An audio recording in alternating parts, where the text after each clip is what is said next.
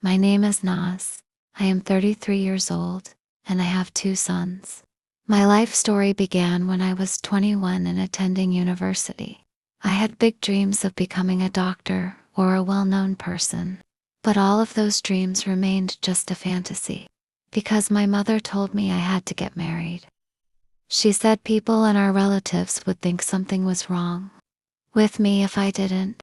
The day my mother said that, my heart broke. I told her, "Mother, what about my dreams? I'm not ready for marriage yet. Please let me continue my studies so I can reach my goals." But she replied, "No, this much education is enough." My mother wanted me to marry a boy named Samir, whose family had been visiting our home with marriage proposals. She said he was a good man and insisted I accept.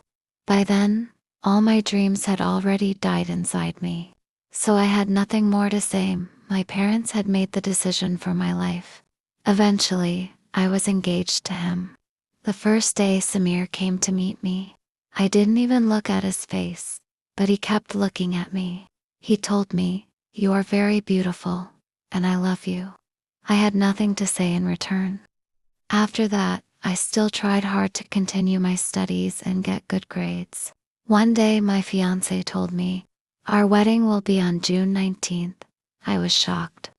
Tears streamed down my face, and my heart felt like it was burning. But I had no choice except to marry him. We went shopping with his family to prepare for the wedding. From the very beginning, my mother-in-law disliked me. She accused me of taking her son away from her and always spoke harshly to me. Finally, the wedding preparations were complete, and we got married. Less than a week after our wedding, my mother-in-law fought with me and told my husband, "Why did you marry this girl? She is not good. You should divorce her." One day, I went out and met my friend. I was very happy because we hadn't seen each other for a long time. But then my friend asked me why I had changed so much. I was surprised and asked why she thought that. She told me that my mother-in-law had complained a lot about me. She said I had no respect for my husband's family, that I was wasteful with food, that I even had a boyfriend, and many other things. When I heard all these things from my friend, I almost fainted. I cried a lot and told her, "That's not true. I am not the person you heard about." My mother-in-law is never satisfied with me. She always says that I took her son away from her. I didn't know what to do. I couldn't divorce my husband. Sometime later, my mother-in-law became ill and passed away. After a few months, I became pregnant. My mental state was not good, and I was always exhausted.